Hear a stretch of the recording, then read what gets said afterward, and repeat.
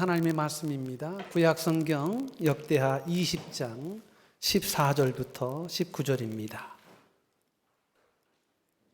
구약성경 681쪽입니다. 말씀을 받들어 봉독합니다. 여호와의 영이 회중 가운데에서 레위 사람 아시엘에게 임하였으니 그는 아삽 자손 마따냐의 현손이요 여이렐의 증손이요 분하야의 손자요 스가라의 아들이더라. 아시엘이 이르되 온 유다와 예루살렘 주인과 여호사밧 왕이여 들을지어다. 여호와께서 이같이 너희에게 말씀하시기를 너희는 이 큰 무리로 말미암아 두려워하거나 놀라지 말라. 이 전쟁은 너희에게 속한 것이 아니요 하나님께 속한 것이니라. 내일 너희는 그들에게로 내려가라. 그들이 시스고개로 올라올 때에 너희가 골짜기 어귀 여루엘 들 앞에서 그들을 만나려니와 이 전쟁에는 너희가 싸울 것이 없나니 대열을 이루고서서 너희와 함께한 여호와가 구원하는 것을 보라. 유다와 예루살렘아 너희는 두려워하지 말며 놀라지 말고 내일 그들을 맞서 나가라. 여호와가 너희와 함께하리라 하셨느니라 하며 여호사밧이 몸을 굽혀 얼굴을 땅에 대니 온 유다와 예루살렘 주민들도 여호와 앞에 엎드려 여호와께 경배하고 그하 자손과 고라 자손에게 속한 레위 사람들은 서서 심히 큰 소리로 이스라엘 하나님 여호와를 찬송하니라. 아멘. 하나님의 말씀입니다. 너희가 싸울 것이 없다 하는 제목으로 함께 말씀을 나누고자 합니다. 우리가 발을 딛고 살아가는 이 세상, 여러분은 어떻게 생각하십니까? 백합화 만발하고 또 향기 만발한 무능도원과 같은 그런 삶입니까? 아니면 하루하루 생존을 위해 치열하게 싸워야 하는 전쟁터와 같은 삶입니까? 아마 이 질문 앞에 많은 사람들은 생각할 것입니다. 오늘 나의 삶은 지금 어떠한 삶인가? 안타깝게도 어제 중동 지역의 지축을 흔드는 전쟁이 시작되었습니다. 우크라이나와 러시아와의 전쟁이 아직도 끝나지 않은 휴전의 상태에서 또다시 중동 영내에서 미국과 이스라엘 진영과 이란과의 전쟁이 발발하게 되었습니다. 미국 측에서의 작전명은 장대한 분노이고 이스라엘 측에서의 작전명은 사자의 포효로 명명된 살떨리는 사륙의 전쟁이 이제부터 시작되었습니다. 이제 얼마나 더 많은 희생자가 발생할지도 모르는 안개 전국으로 세계의 시계는 점점 어두워져 가고 있습니다. 우리는 그토록 세계 평화를 갈급해 하지만 여전히 우리가 사는 현실 세계는 불안한 현실입니다. 그렇습니다. 이것이 바로 죄인된 인생들이 살아가는 불안한 세상의 현실이기도 합니다. 여러분, 사람은 온전하지 않습니다. 인생은 합리적이지 않습니다. 인생은 논리적으로 되지 않습니다. 왜냐하면 인생은 죄로 빚어진 존재이기 때문입니다. 그래서 우리 일상은 언제나 치열한 야전 전쟁과도 같은 현실을 피할 수가 없는 것입니다. 평안한 날이 이어지는가 싶다가도 어느 날 갑자기 내 삶의 안전한 경계선을 무자비하게 무너뜨리며 거대한 적들이 우리의 삶의 평안을 점점 위협하고 있습니다. 이것이 우리의 삶입니다.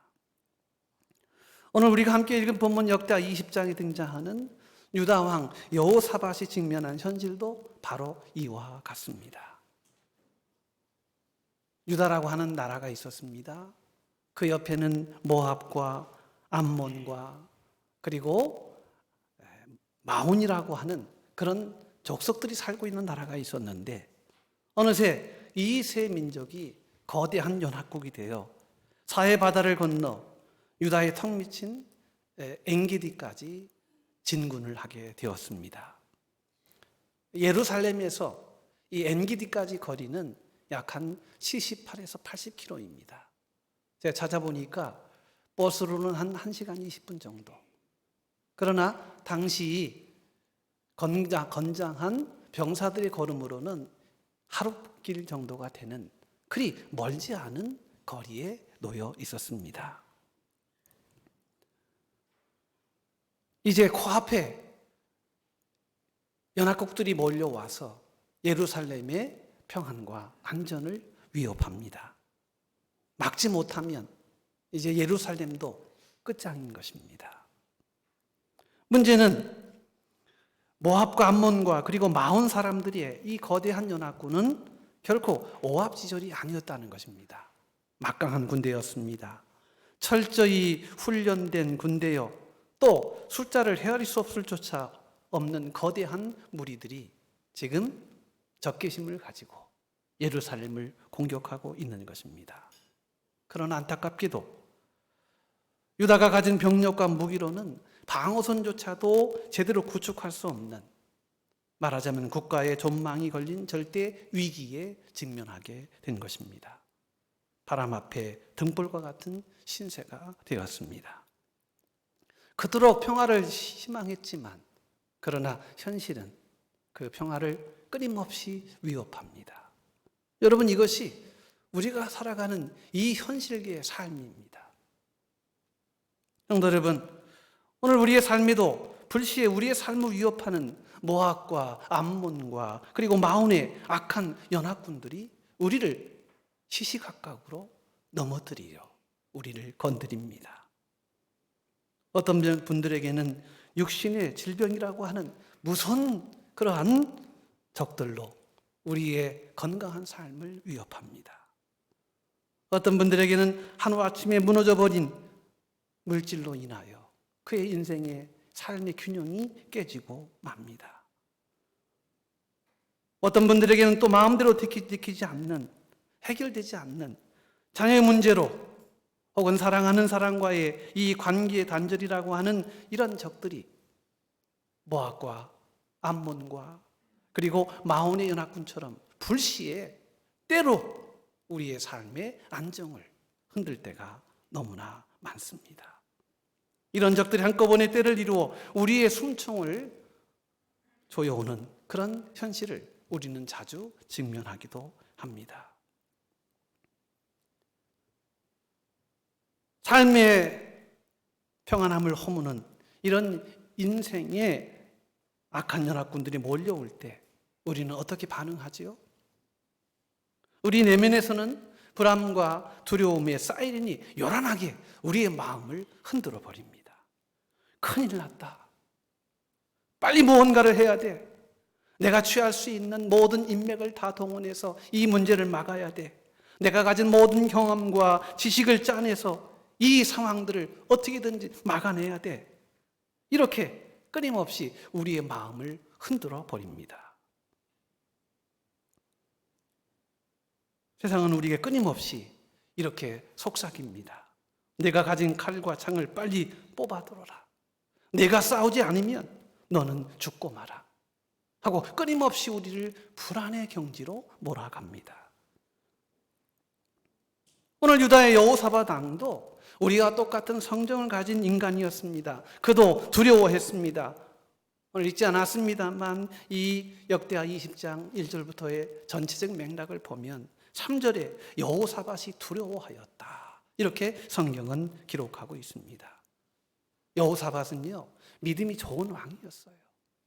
그래서 유다의 그 전체 많은 왕들 중에 손에 꼽히는 하나님의 마음을 기쁘시게 하는 믿음의 왕이었습니다.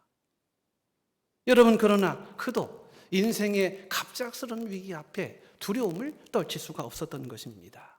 믿음의 사람이라고 해서 두려움이 없는 것이 아닙니다. 위기 앞에서 두려움을 느끼는 것은요, 모든 인생들이 겪는 본능입니다. 하지만 영적인 승패는 그런 두려움이 찾아왔을 때 어떻게 행동하느냐에 따라 결정되는 것입니다. 두려움은 있었습니다. 그건 우리의 본능입니다. 그러나 본능을 충실히 따르는 것을 신앙이라 하지 않습니다. 이때 믿음의 왕인 여호사밧 왕은 칼을 뽑아드는 대신 놀라운 선택을 합니다. 온 백성을 예루살렘 성전에 모으고 금식을 선포하며 하나님의 얼굴을 구했습니다. 그래서 역대하 20장 12절 말씀에 이렇게 여호사밧 왕은 하나님 앞에 부르짖습니다. 우리 하나님이여, 그들을 징벌하지 아니하시나이까? 우리를 치러 오는 이 큰 무리를 우리가 대적할 능력이 없고 어떻게 할 줄도 알지 못하옵고 오직 주만 바라보나이다. 여러분, 한번 이 기도를 주의 깊게 들여다보십시오. 철저한 자기 무능의 선언입니다. 아니, 혹시 그런 심이 있다 할지라도 이 갑작스럽게 닥쳐온 이 위기와 재앙의 순간을 막아낼 수 없는 현실적인 고백이기도 합니다. 하나님, 저에게는 능력이 없습니다. 내가 아무리 여호사밧, 내 자신이 하나님을 섬기는 자라도 하나님, 지금 이 문제를 내 힘으로 감당할 수 없습니다. 내가 왕이어도 이 문제를 감당할 수 없습니다. 나는 방법도 없습니다. 하나님, 아무것도 할 수 없습니다. 어떻게 보면 왕으로서는 자존심 상하는 그러한 마음이 될 것입니다. 여러분, 지휘자를 이렇게 한 나라의 왕을 믿고 나갔는데 방법이 없다니, 여러분, 세상에 이런 일이 어디 있습니까? 이렇게 비참한 일이 어디 있습니까? 그러나 그것이 그의 현실이었습니다. 그는 하나님 앞에서 자신의 영적, 육적 파산을 선포합니다. 하나님, 우리가 싸울 힘이 없습니다. 어떻게 할까요? 그런데 바로 그때 수많은 회중이 숨지겨 기도하고 있을 때 하나님의 영이 한 사람에게 강력하게 임하게 됩니다. 그는 왕도 아니었고 대제사장도 아니었습니다. 훈장을 단 유명한 장군도 아니었습니다. 아삽 자손 레위 사람, 이름조차 생소한 야시엘이라고 하는 그렇게 비중 없는 한 사람이 등장합니다. 그를 통해서 하나님의 거룩한 신탁이 선포되게 됩니다.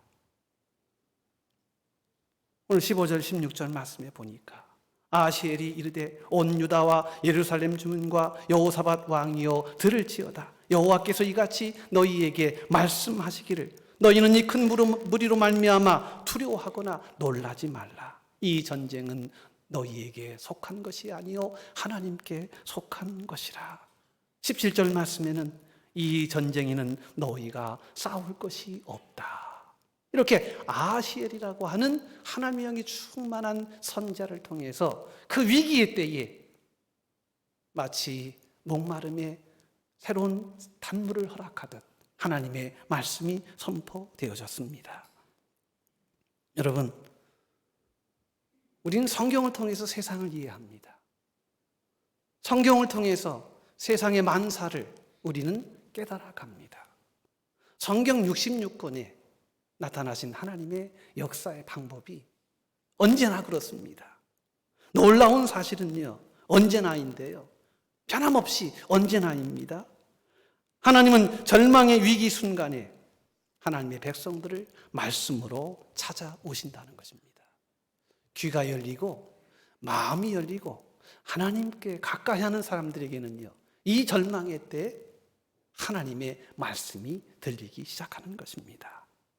하나님의 사람 야실의 입술을 통해서 이스라엘 전쟁 역사상, 아니 인류 모든 전쟁 역사상 가장 역설적이고 충격적인 하나님의 작전 명령 하나가 선포되어집니다.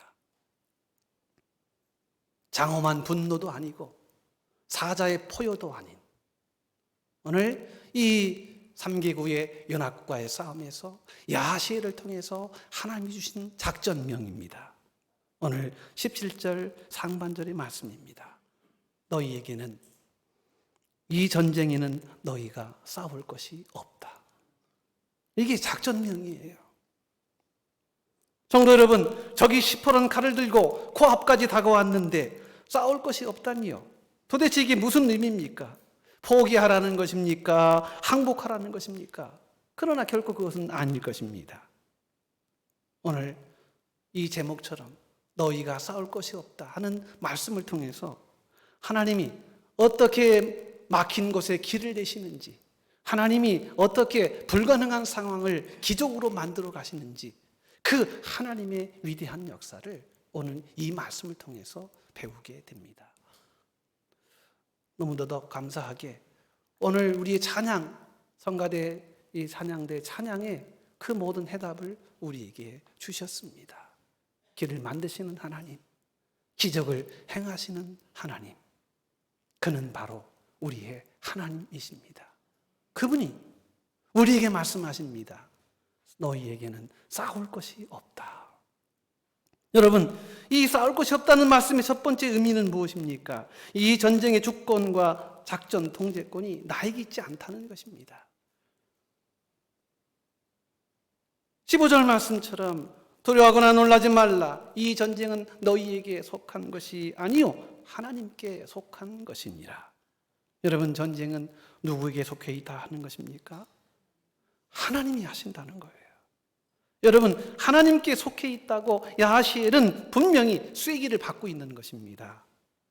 여러분, 우리가 착각하는 것 중에 하나가 내가 싸운다는 생각입니다. 여전히 우리는 그 정체불명의 현실에 우리의 삶을 끊임없이 무너뜨리고자 하는 이 현실과 조우하게 될 때 우리는 우리 힘으로 싸우려고 합니다. 그래서 마음이 늘 조급합니다.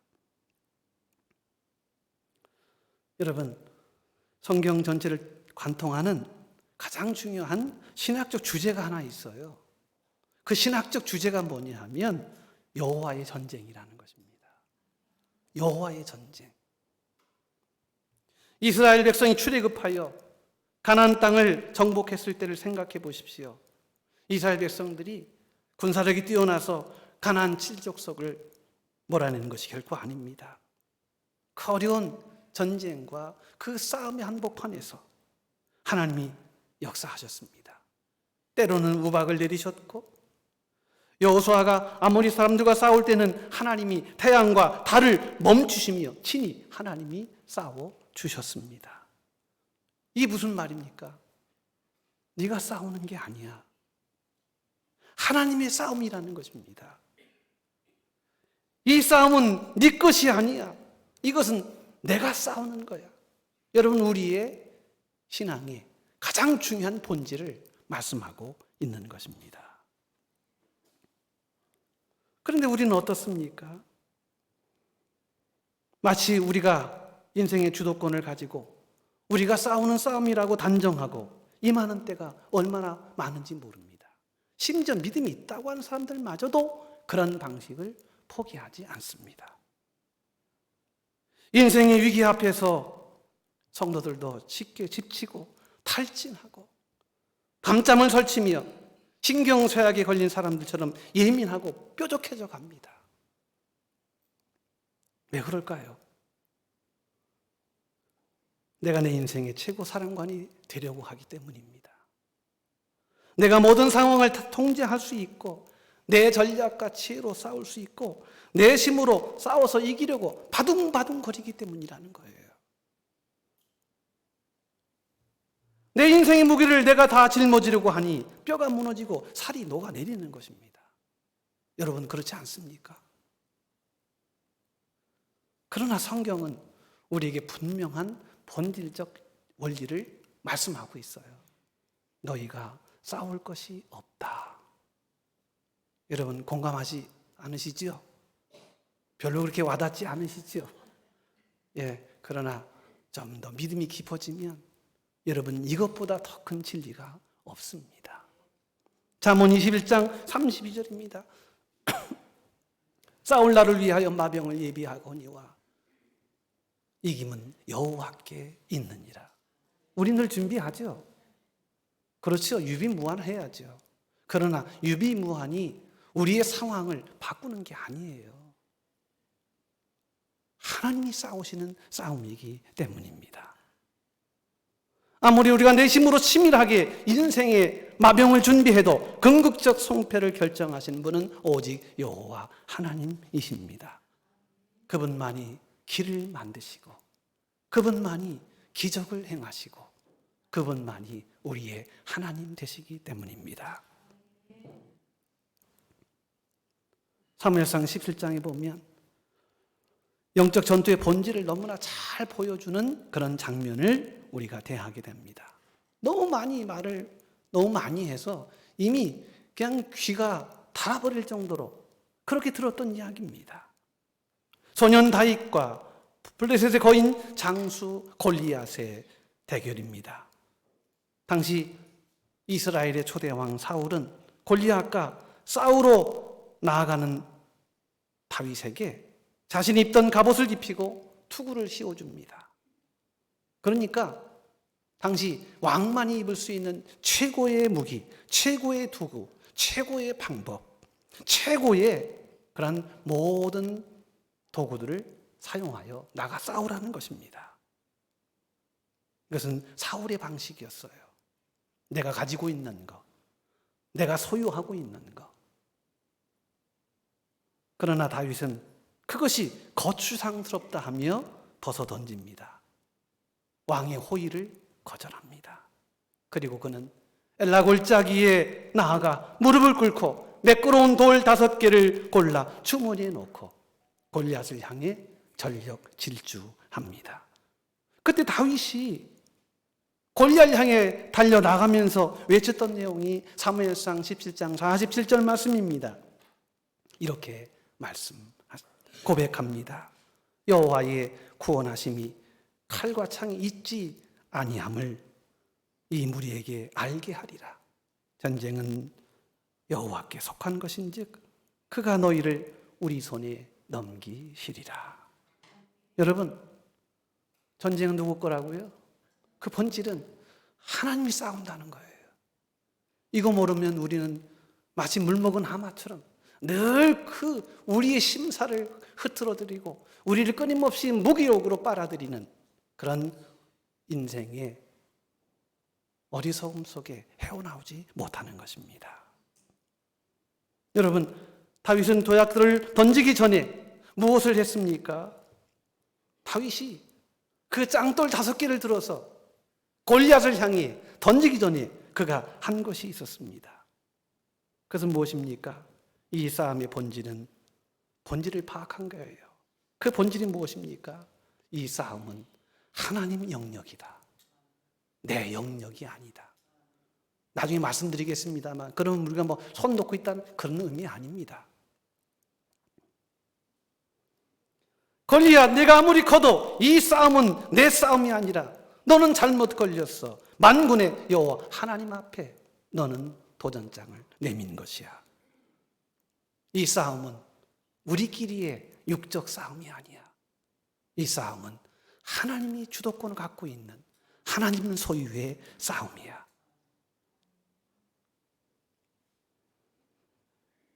하나님이 주도하시는 하나님의 영적 싸움이라는 것을 확인하고, 그리고 무력하지만 그 엘라 골짜기에서 주신 5개의 그 조약돌을 가지고 담대함으로 적진을 향해 달려 나갔던 것입니다.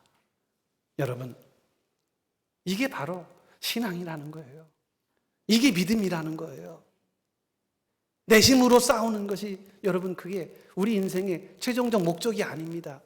성경은 언제나 그랬습니다. 내가 싸운다. 여호와 니시의 하나님, 내가 너희를 위하여 친히 싸운다. 하나님의 일이라는 거예요. 우리의 일인 것 같잖아요. 그러나 결코 그렇지 않습니다. 신약시대를 살았던 사도 바울 역시 에베소 6장 12절 말씀에서 이 원리를 정확히 꿰뚫어 보았습니다. 우리의 씨름은 혈과 육을 상대하는 것이 아니요 정치자들과 권세들과 이 어둠의 세상 주관자들과 하늘에 있는 악한 영들에 대한 싸움이라고 했습니다. 여러분, 하나님이 싸우신다는 거예요. 악한 영을, 여러분, 영적 실체를 우리 육신의 삶으로 이겨낼 수 있을 줄 아십니까? 아니에요. 경계가 다르고요, 영역이 달라요. 그래서 우리 육신은 영을 이길 수 없습니다. 바울은 로마서 8장 31절에서 이렇게 그의 인생의 마지막 최종 정리를 내립니다. 만일 하나님이 우리를 위하시면 누가 우리를 대적하리요. 이 무슨 말입니까? 하나님이 싸운다는 거예요.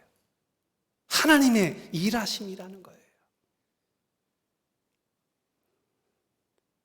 모든 우리의 영적 전투의 철저한 주권이 하나님께 있음을 여러분 우리는 바로 인정해야 할 줄로 믿습니다. 사람들이 나타내는 형상, 현실 이런 거 여러분 따지고 보면 이거 다 아무것도 아닙니다. 우리가 마주한 위기, 내 속을 썩이는 자녀, 나를 늘 끊임없이 불안하게 하는 물질의 문제, 눈에 보이는 무질서한 이 현상의 배후에는 언제나 여러분 영적인 어둠들이 항상 도사리고 있다는 것입니다. 내 알량한 지식, 내가 평생 쌓아온 세상의 스펙이라고 하는 이런 인간적인 무기로는요 결코 이 어둠의 영적 권세들을 이겨낼 수가 없어요. 그래서 교회는 내 힘으로 살자 하는 곳이 아니고요 하나님의 힘으로 살자고 고백하는 곳입니다. 그래서 뭘 하려고 하지 마세요. 뭘 자꾸 하려고 하지 마세요. 하나님이 하시는 일이에요.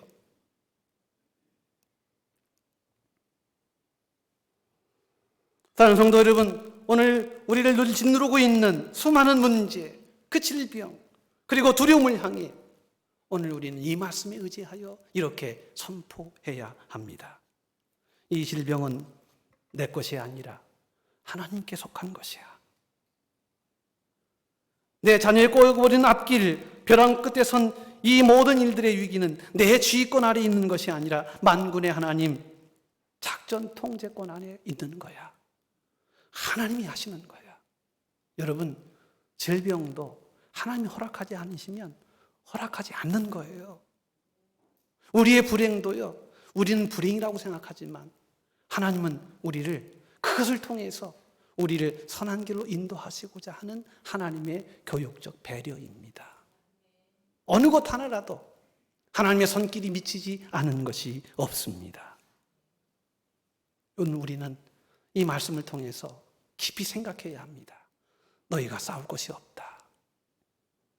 내가 붙들고 있던 내 인생의 운전대, 내 인생의 주의봉을 하나님께 온전히 내어드리는 그 순간 우리를 짓누르고 있던 모든 두려움은 하나님 향한 굳건한 신뢰로 바뀌게 될 것입니다. 왜냐하면 내 전쟁이 아니기 때문입니다. 하나님의 전쟁입니다. 이것이 승리의 첫걸음입니다. 여러분 너무 힘겹게 생각하지 마세요. 너무 자신을 안달복달 볶지 마세요. 하나님이 싸우시는 싸움입니다. 하나님 앞에 맡기세요. 다 맡기세요. 남김없이 맡기세요. 다 맡기면 수고하고 무거운 짐진 자들아 다 내게로 오라. 와서 반만 남기고 가지 마세요. 다 맡기고 가세요. 하나님이 역사하여 주실 줄로 믿습니다. 그러면서 오늘 두 번째 영적 승리의 법칙을 우리에게 설명하고 있습니다. 우리는 그런 질문을 하고 싶어요. 목사님, 전쟁이 하나님께 속했고 제가 싸울 곳이 없다면 그냥 두 손 놓고 아무것도 안 하고 가만히 방에 누워 있으면 되는 것입니까? 그냥 가만히 있으면 되겠습니까? 여러분, 그게 아닙니다. 결코 그게 아닙니다. 싸울 곳이 없다라고 하는 이 하나님의 말씀의 두 번째 의미는 내 손에 쥔 인간적인 무기와 혈기를 내려놓고 하나님의 명령에 따라 영적인 진영을 굳건히 지키라는 거예요. 그래서 오늘 본문의 말씀에 진영을 지켜라. 오늘 17절 말씀입니다.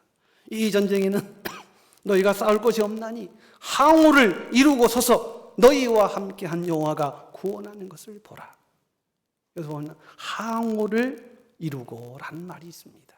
대열을 이루고라는 말이 있지요. 여러분, 이 말이 무슨 말입니까? 이 짧은 구절 안에 우리 인생사 살아가는 핵심을 찌르는 아주 중요한 개념 하나를 설명하고 있습니다. 항우를 혹은 대오를 이루라는 것입니다. 영어 성경에 보니까 이 position yourselves, 너 자신들의 포지션을 지키라는 거예요. 오합지졸처럼 혼비백산하여 문제 앞에 도망가거나 두려움에 떨며 뿔뿔이 흩어지는 것을 결코 의미하지 않습니다. 치열한 전투를 앞둔 군대가 지휘관의 명령에 따라 질서정연하게 도일하여 방어선과 공격 진영을 한치의 흐트럼 없이 굳게 갖추는 것처럼 그렇게 그 자리를 지키라는 거예요. 네 자리를 지켜라.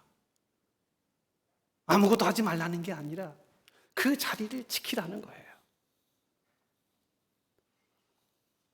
군대에서 아무리 뛰어난 개인기를 가진 병사라도 그 진영을 이탈하면 그것은 군대 전체를 위험에 빠뜨리는 패배의 원인이 됩니다. 그래서 전시가 되면 단돌이 하는 게 하나 있습니다. 이 전쟁의 공포에 시달려가지고요, 아무것도 하지 못하는 병사들이 약 한 15%가 됩니다. 그건 허수예요, 허수. 60만이면 뭐예요? 그 15만 명이 다 갉아먹는 건데. 그럼 그게 가만히 있느냐? 그런 무기력함이 전염이 돼요. 그래서 적과 싸우는 것보다 내부를 단속하는 것이 더 힘든 것입니다. 여러분 생각해 보십시오. 적군은 지금 흙먼지를 일으키며 칼을 빼들고 괴성을 지르며 달려올 형세입니다. 당장 내 코앞에 죽음의 그림자가 드리워져 있습니다. 그런데 하나님께서는 유다 백성들에게 어떻게 명령하십니까? 칼을 뽑지도 말라, 피하지도 말라. 그 자리에 굳게 서서 너희 진영만 완벽하게 유지하라. 이렇게 말씀하시는 거예요. 인간의 심리상 내가 칼을 들고 소리를 지르며 맞부부터 싸우는 것보다 적이 나를 죽이려고 달려오는데 무기를 내리고 맨몸으로 가만히 서서 자기 자신의 자리를 지킨다는 것이 여러분 천배 만배 아주 끔찍한 일일 거예요. 왜냐하면 지금 적군들이 몰려오는 상황 아니겠습니까? 여러분, 이 현상 속에 우리에게 주시는 하나님의 말씀입니다. 이것은 엄청난 믿음의 담력과 우리 인생의 최고의 사랑가이신 하나님 향한 절대적인 신뢰가 없다면 결코 불가능한 태세라는 거예요. 우리는 어려운 현실 앞에요, 때로는 포기하고 싶고 물러나고 싶은 유혹들을 많이 경험합니다. 그래서 어려우면 자리를 이탈해요. 자리를 떠나버립니다. 그건 본능에 가까운 것입니다. 그러나 그런 때에도 하나님의 싸우심을, 하나님의 일하심을 믿고 영적 항우를 유지하는 것이 성도의 길이라는 거예요. 흔들리지 마라. 죽으면 죽으리다. 여러분, 그런 신앙의 패기가 없다면 우리 신앙은 그저 종교 놀이에 불과한 것입니다. 시편 42편 5절은 이렇게 권면합니다. 내 영혼아, 내가 어찌하여 낙심하며 어찌하여 내 속에서 불안해하는가? 너는 하나님께 소망을 두라. 그가 나타나 도우심으로 말미암아 내가 여전히 찬송하리로다. 흔들리지 말고 영적인 항우를, 영적인 포지션을 지켜내라는 거예요. 여러분, 그러한 곳에 하나님이 역사하십니다. 이런 상황이 성경에서 얼마나 많이 언급되는지 몰라요. 출애굽 14장에 보니까 역시 앞에는 홍해, 뒤에는 이집트의 백성, 이거 오갈 데 없이 죽을 처지에 있는 이스라엘 백성들을 향하여, 그리고 오히려 그 위급한 상황을 모세에게 돌려 모세를 죽이려고 하는 그런 상황에 모세가 하나님의 말씀을 듣고 외칩니다. 너희는 두려워하지 말고 오늘 가만히 서서 오늘 너희를 위하여 행하시는 여호와의 구원을 보라. 여호와께서 너희를 위하여 싸우시리니 너희는 가만히 있을지어다. 여러분, 가만히 있으면 돼요. 그 자리를 지키면 돼요. 시편 46편 10절에도 하나님 말씀하십니다. 이르시기를 너희는 가만히 있어 내가 하나님됨을 알지어다. 여러분, 하나님이 하시겠다는 거예요. 왜 초를 칩니까? 하나님이 하시겠다는데.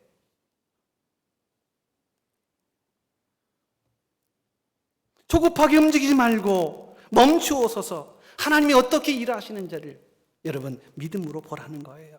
가만히 서 있는 것, 영적인 항우를 유지하는 것, 이것은 수동적인 방관이 아닙니다. 우리 성도가 취할 수 있는 가장 적극적이고 가장 공격적인 신앙의 행동입니다. 왜냐하면 내가 가만히 있어야 하나님이 역사하시기 때문입니다. 내가 초를 치면 안 돼요.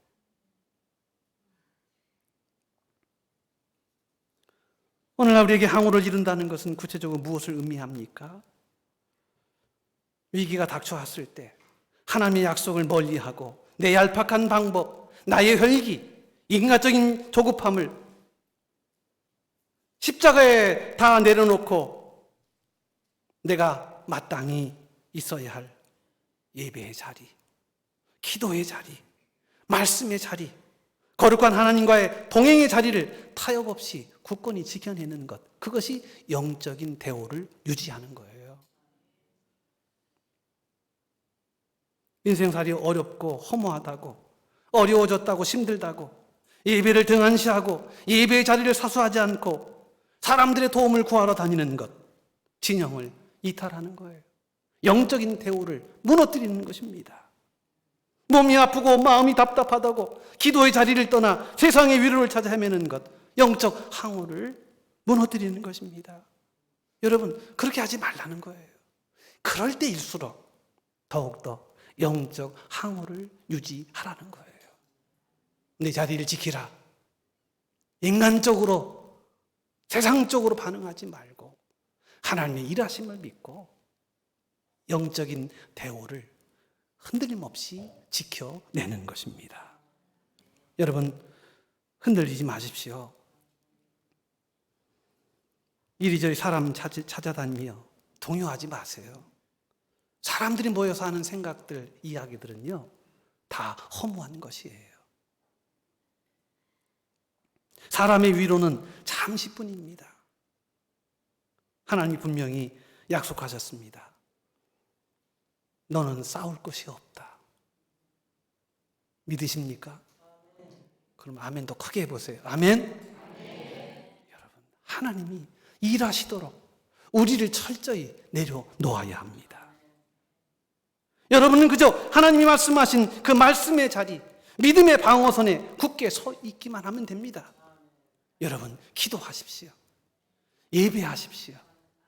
말씀에 붙잡히십시오. 그것이 우리가 사는 방법입니다. 적들이 아무리 위협해도 끔찍한 현실로 우리를 흔들어 대도 꿈쩍하지 않고 말씀과 기도와 예배로 영적 토요를 맞출 때 그 견고한 진영이 적의 공격을 무너뜨리는 가장 강력한 무기가 될 것입니다. 왜냐하면 그때 하나님이 역사하시기 때문입니다. 오늘 이 말씀을 여러분 그 마음속에 새기시고요. 우리의 신앙의 판을 좀 가십시오. 인간적으로 하지 마세요. 세상적으로 하지 마세요. 말씀의 방식을 취하세요. 하나님이 일하심을 믿고요.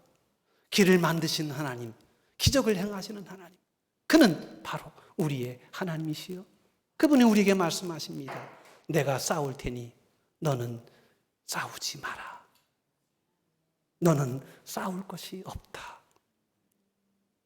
자리를 지키는 영적인 도열로 항우를 지키는 기도와 말씀으로 늘 하나님의 은혜를 구하는 우리 모든 성도들 되셔서 하나님의 일하심의 열매를 늘 깨달아 아는 기쁨, 그 축복의 역사를 누리시는 우리 모든 성도들 되시기를 주의 이름으로 축복합니다. 하나님 감사합니다. 너희가 싸울 것이 없다 말씀하신 하나님, 이 말씀에 의지하여 주님께 나아갑니다. 우리의 주도권을 주님께 내려놓습니다. 하나님의 일하심을 위하여 영적인 항우를 유지하여 하나님께 영광 돌리는 우리 성도들 되게 하옵소서. 우리 형편과 저지를 아시오니 우리의 육신의 연약함, 우리의 질병, 또 우리의 이 무력함, 하나님 그러나 그 자리에 하나님이 일하심으로 우리와 함께 하심을 믿습니다. 믿음으로 일어서는 우리 성도들 되게 하옵소서. 예수님의 이름으로 기도 올리옵나이다. 아멘.